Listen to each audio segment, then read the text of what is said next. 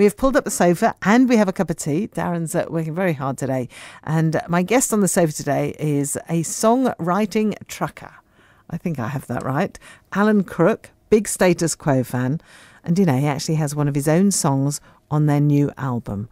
Any Way You Like It has his lyrics. Have I got it right so far? Spot on. Nice to see you. Nice to see you as well. And I think actually when the dart landed on Brandon, this was while Rachel Sloane was sitting in, you were found sitting in a local hostelry, is that right? So unlike me, it really is. And I thought it was a complete wind-up. Somebody said there's a radio station, they want to speak to you live on air while I'm sitting in the pub.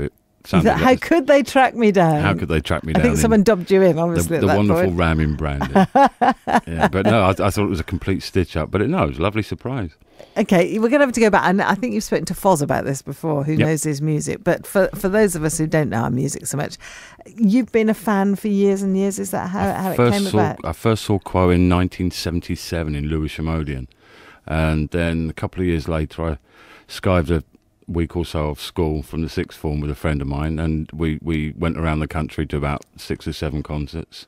Actually turned up early in the afternoon so that we could meet the band, because we're not shy. And we got to meet them way back in 77 and became a huge fan. And since then I've been to see them some 420 odd times now. I mean, why? I mean, obviously they're great. I like their music as well, but I haven't been to see them that often. They're just so full of energy, and I love that kind of music. They're a blend of rock. But they're a lovely bunch of blokes, down to earth people. That doesn't, obviously, you can't tell that just by listening to the music. But it's my holiday every year. I'm not one for sitting around in the sun 10 minutes on a beach and I'll be bored to death. I'd rather travel with a bunch of like-minded friends, which I do these days, and go and sit at a bar all afternoon, have a good chinwag, go to a concert, jump about for a couple of hours, have some great fun, go back to a bar, hotel, and as I say, it's a bunch of people that Quo lovingly call us the Rabble Bunch, and we're always to be found down the front at all the concerts, and we come from all corners of the country. And we've all been following Quo for years and years, all travel together now. And it's just a great way of spending an evening. And then once you've done that, wake up the next morning, drive to the next town, next hotel, do it all over again. So, and this is across Europe? Across all over the place. Where have they been? Where have you been then over the years? Well, over the years, I've been to Holland several times, Germany, Belgium, Scotland. All over this country. Not as far away as some fans do. A friend of mine recently went to Australia to see them, but he combined that with a holiday, of course. That's quite a compliment to the band in the sense that for them to have kept on touring as well, for them to have been around for so long, still have fans. Well, that is what they do. They are musicians and have been since their early teens and probably before that.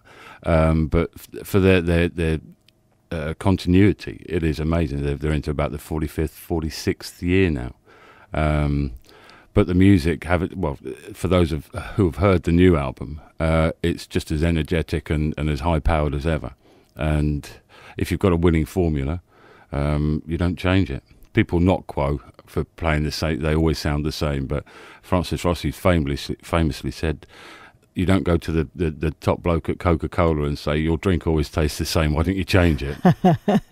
So you put different flavours in it perhaps, and Quo have different flavours to their music, but the original formula stays the same, and it works. Would you have ever believed that first concert that you went to, that first gig that you went to, that you'd still be doing it years later? It didn't occur to me then, but from those very early years in the 70s, I've always been a songwriter. I've always written songs, poems, things like that.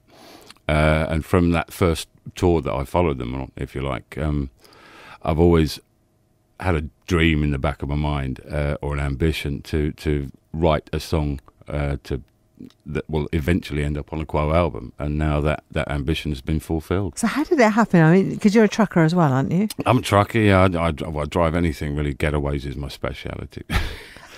But no, I write while I'm driving. It used to be a bit naughty, with a bit of pen and paper on the steering wheel. But these days, it's a bit more sophisticated with a dictaphone I keep with me, and I get ideas from just about anything while I'm driving along. And rather than pull over all the time because I've got a job to do, I'll just whack it into the dictaphone, and then I've got it to work on later. This particular song I wrote probably about 2 years ago, and having met the band dozens of times over the years, one or two, the bass player John Edwards and the keyboard player Andrew Bown, we've swapped numbers over the years, and I've sent them songs, I think probably for the past 5 or 6 years now, and one or two have made the grade in terms of they've had an interest in using them in one way or another. This particular one I sent to Andrew a couple of years ago, getting on 4 now, and I think about 4 or 5 months ago he phoned me up and he said, just give me another copy of those lyrics. He said, I've got them at my other place, blah, blah, blah. So I sent the lyrics to him again.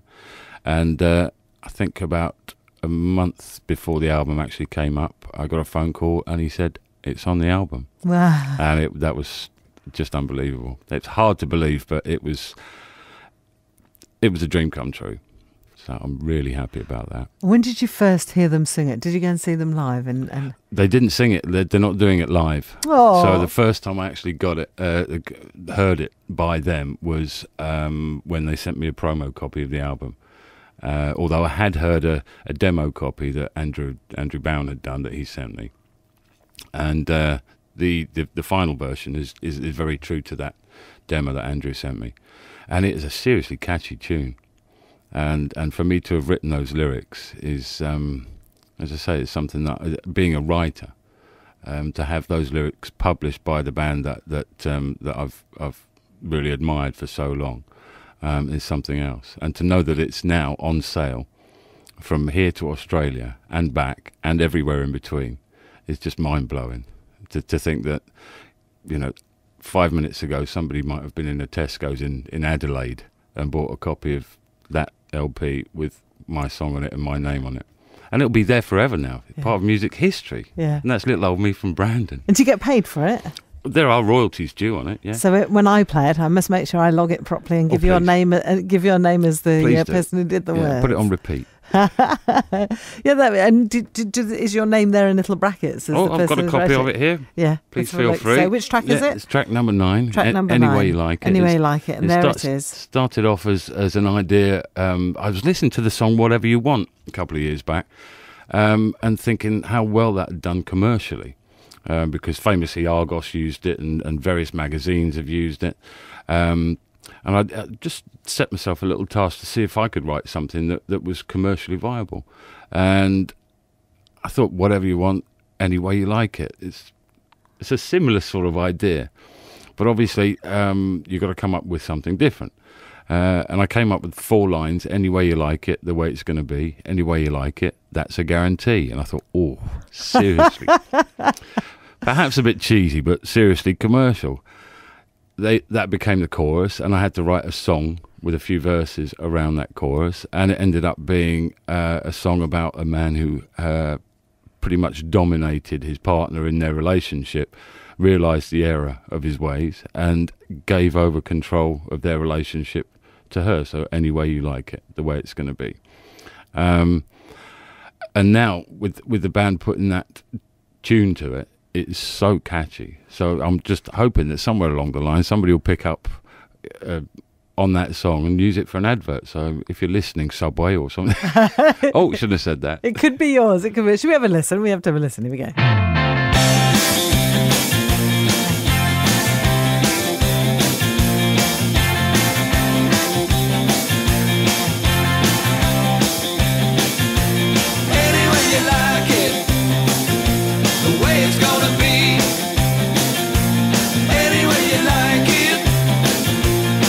A guarantee.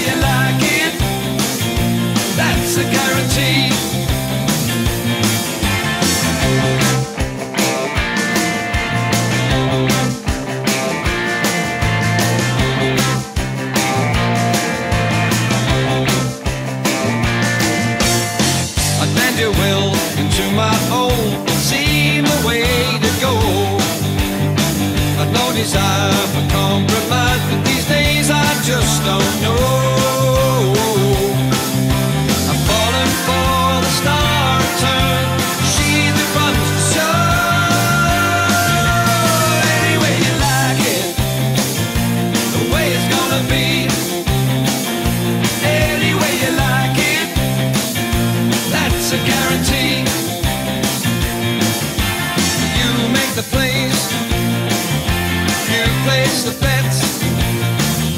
You get to roll the dice, and it's your internet. Any way you like it, the way it's gonna be. Any way you like it, that's a guarantee. Any way you like it, any way you like it, any way you like it, any way you like it, any way you like it, any way you like it, any way you like it, any way you like it, any way you like it. As Status Quo's Any Way You Like It, and with us is Alan Crook, who wrote the words to that. Can you believe it, even now when you hear it? I remember writing it in my living room, but to hear it with the band singing and playing it, it still sounds a little bit surreal. And you'd like to dedicate that to your mum, who's poorly. I would. My mum, Marianne Crook, she's in West Suffolk Hospital at the moment, and get well soon. And that was for you, Mum. Oh, I mean, nobody could get anything better than that, could they? A It's not song sung by Quo as well. So paint me a picture. You were sitting in your front room. Yeah, a couple of years ago, thinking, as I said, about this Whatever You Want track, and I came up with the chorus and spent about 20 minutes putting the song around the chorus, 3 verses, one of which wasn't actually used, so maybe one day Still to come. Oh yeah, you never know. Part 2, anyway you like it, part 2. Yeah, it was about 20 minutes to write the song, and the rest of my life living it up on the process. No, I wish. And now you're trying to write another one, aren't you? I've had a little taste of that sweet cherry now, and I want a bigger bite. I'll let you have some of your tea. We'll have a bit of a break, and we'll come back and talk more then to Alan. He's our guest on the show at the moment, 21 minutes past 3. Travel news from BBC Radio Suffolk.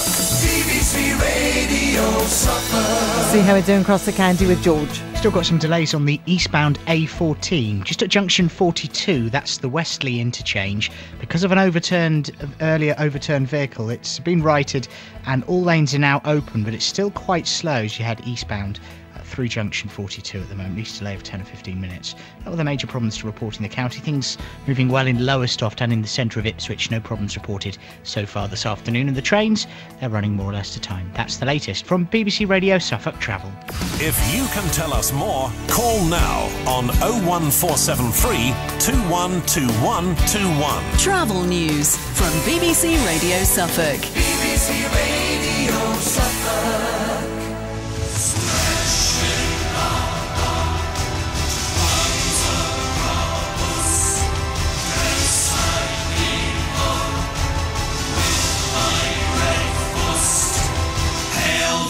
New presenter coming soon to BBC Radio Suffolk.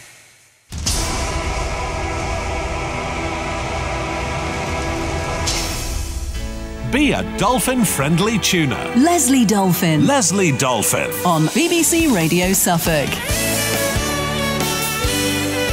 Guest with us today, Alan Crook, songwriter for The Quo. Look at that. And their latest album has one of the songs on it that he has written the lyrics to as well. Can we gallop through your life? Because you're a local boy, aren't you? Although I think Thetford, maybe Norfolk just, are you? Or are you Just a Suffolk? over, well, Brandon is pretty much on the border. Well, Brandon's Suffolk, but Thetford's North. Well, it's on the border, isn't it, yeah, Brandon? Yeah, the border's literally 150 yards from where I live, so... Yeah, but I grew up most of my life. I was born in Germany, but grew up most of my life in Thetford. And I got married in the dim, distant past and moved to Brandon. And I've been You there. moved a long way. Oh, yeah, I've done deep roots, Yeah. deep roots. I just love the free parking in Thetford. That's what. But no, I moved to Brandon in about 81, and I've been there ever since. And I love it. It's a lovely little place. A minute in any direction, you're in the middle of the forest, and it's just beautiful forest. When did you first start writing poetry and words? And It started off when I was probably about 12 years old at school. Some English project, writing some poem, and I think my mum's still got my original first poem in one of her scrapbooks somewhere. But from then, I just always wrote poetry. And then It's not very cool though as a youngster. No, Did people mind? Or well, it was for personal consumption, So you if you didn't- like. And yeah. I had a few published when I was in the grammar school. in Thetford. I had a few, 2 or 3 published during that time. And I've never really had any ribbing about it. And trucking and poetry don't always go that well together. But I actually had a business writing poetry when probably about 18, 20 years ago, writing bespoke poetry for anybody that wanted something special written for somebody, or somebody, a couple, for an anniversary. And I wrote several poems to order, if you like. And it was a lovely little business, actually. I'd go and visit whoever had commissioned the poem, get a lot of background information on the person or couple or that they wanted a poem written for. I'd give them various styles of poetry to write in, whether it was prose or rhyming or all sorts of styles. I'd go away and write something with all that background information, and I'd come back to the commissioner, if you like, and if they liked what I'd written, give them a choice of calligraphy to have it written up in, coloured paper, blah blah blah, different frames.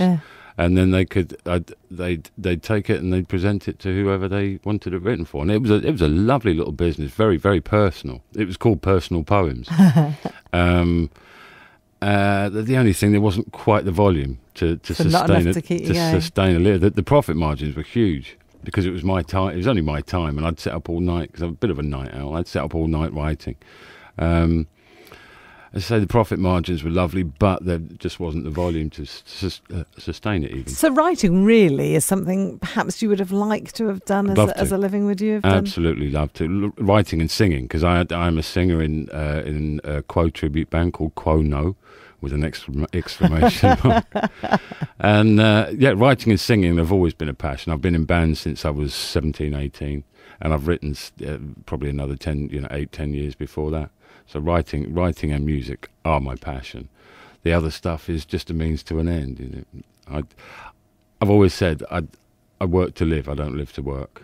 So how did you get into trucking? Because that's, I guess, if you like being your own boss in a way, going off on your own. I spent many years in the print industry, being a stock controller and buyer in the print industry in Bury St Edmunds, a company that doesn't exist in Bury anymore, called Moore Paragon.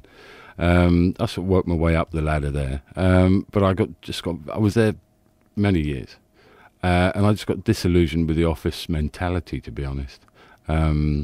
It seemed like a false atmosphere. I preferred a natural atmosphere, like a pub, where people actually speak their minds, and it's office mentality just got the better of me, and I just gave it up one day to the next, with no job to go to. A friend of mine came round a few days later and said, "I'm leaving this driving job." He said, "Do you want me to put a word in for you?" He did. I got the job, and that was probably 20-odd years ago. So where'd you end up going? What sort of trips do you have to do? It could be anywhere, to be honest. Could be anywhere. Recently, I've been taking trips over to France, delivering 30mm cannons for warships. It's a 3-day trip, and it's marvellous, have an overnight trip and on a boat, and then drive into deepest, darkest France, and then get all the custom stuff sorted out, then deliver the thing, and then drive to another port and get the night ferry back. But another thing I did, it was a van job 2-3 years ago, in the middle of June, I think it was, delivering a single Christmas tree from Elverden to central London, a house address in central London. And it was the weirdest thing in the middle of June. So that's from the Elverden estate, one of their Christmas trees, because they're quite famous for those. They are very, It wasn't the Prime Minister's house, was it? No, it went in the back of the van, but they look after it, they said, guard it with your life, and make sure it gets there in a pristine condition. And I had to ask when I dropped it off, I said, "Why am I delivering this to you now in this house that's hardly got any furniture?" She said, "I'm a photographer for Sainsbury's magazine, and I'm doing their Christmas catalogue." So obviously she was going to decorate the tree and put false presents around it and photograph it ready for the December or whenever catalogue. So it was a weird one, but... And do you meet up with other truckers as you travel? Is it sort of a bit of a you go and eat somewhere and you'll end up meeting with other people? Or? That happens all the time, always, because you have to have breaks, and you get to know where the best burger bars are and the best truck restaurants, truck stops.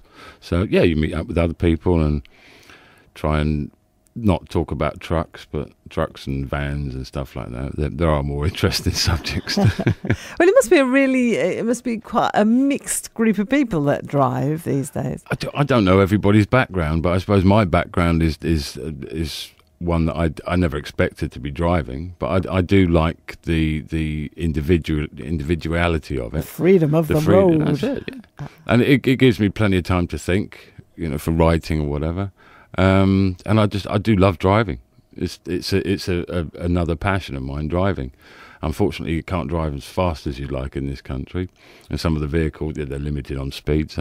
But driving's fun. I do enjoy that. But it's all a means to an end for me. Yeah. Work, any work. I mean, if I could have a job the same as Status Quo's, where singing, performing on stage was my job, I wouldn't be calling it a job. If they anymore. signed you up as roadie, would you do it? I wish. Now, the opportunity possibly has been there in the past, but I prefer the relationship that I have with them now rather than a working relationship, if you like. So no, I'm happy with things there. I'm lucky enough to have performed with members of Quo a couple of times, a few times with my band Quo No. Supporting John Rhino Edwards and Jeff Rich, their old drummer, in a band that they used to play in called Four Bills and a Ben, and they played with they had Kim Wilde's lead guitarist playing with them, George Michael's sax player amongst others, and the bass and drummer from Quo, and we went and supported them all over the place. And I actually was lucky enough to be invited on stage to sing with them a few times. How was that? Oh, cool. Ever so cool. Not nervous? Ever so nervous. And just a year and a half or so ago, John Edwards has got a band called Woodheads, play on his surname, Edwards Woodheads.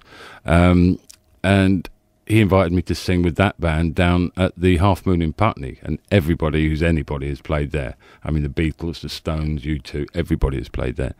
And to be on that stage singing with a member of Quo, and singing what we sang as well. They got me to do Paper Plane, but a song called Get Out of Denver, which is a Bob Seger song. And I think when Bob Seger originally did it, it was probably about 120 beats a minute, which is fast enough. Quo then recorded it on an album about 10 years ago, and they did it about 160, I think. Woodheads do it at 180. It is mentally fast. It's got far too many words in it.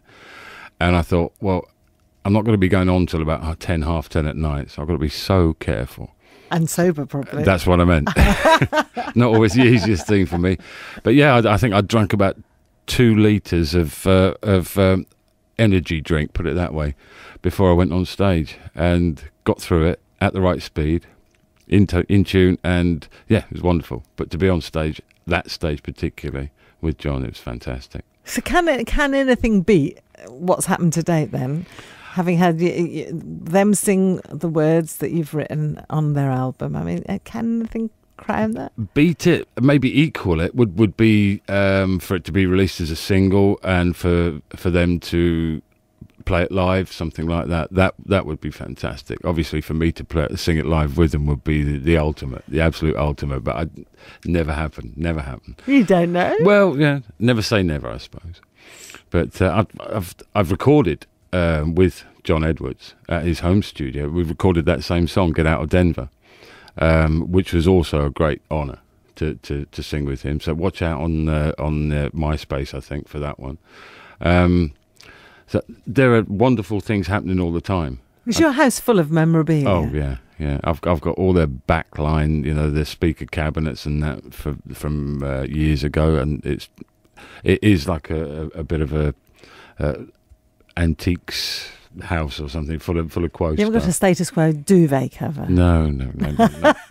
Pillowcases.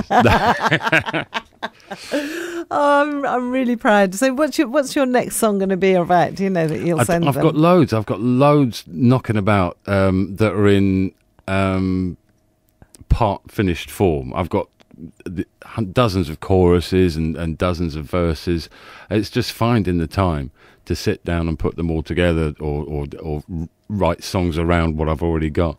But I'll make time because it's worth it. I found that out now. And you were saying somebody wrote something really nice about dreams coming true on one of your, was it on Facebook or something? I can't remember where I saw it, but it was. I think it was something to do with the television footage that went out on the day that Quo played in Thetford Forest.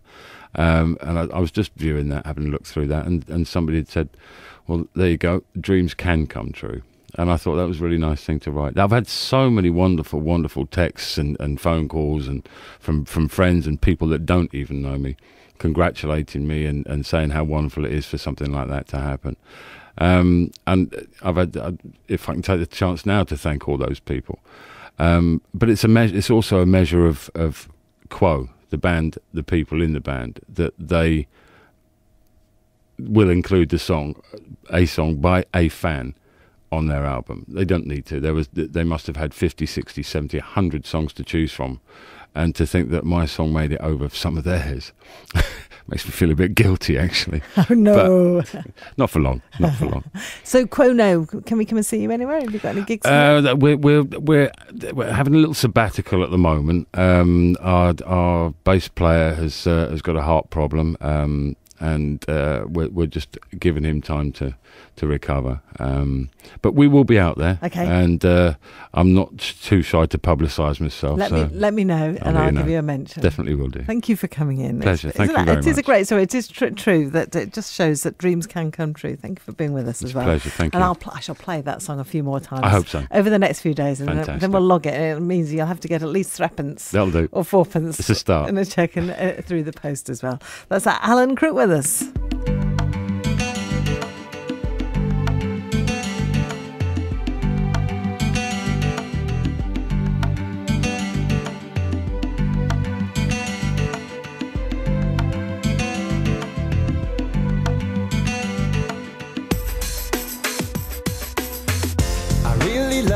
To be alone without all the ache and pain and the April showers. But it ain't long before I long for you, like a ray of hope coming through the blue. When it all gets dark and then the whole thing falls apart, I guess it doesn't really matter about the rain, 'cause we'll get through it anyway. We'll get up and start again, 'cause we could be lifted, lifted, lifted. We could be lifted from the shadow, lifted. Oh, we could be lifted up today, lifted all the way.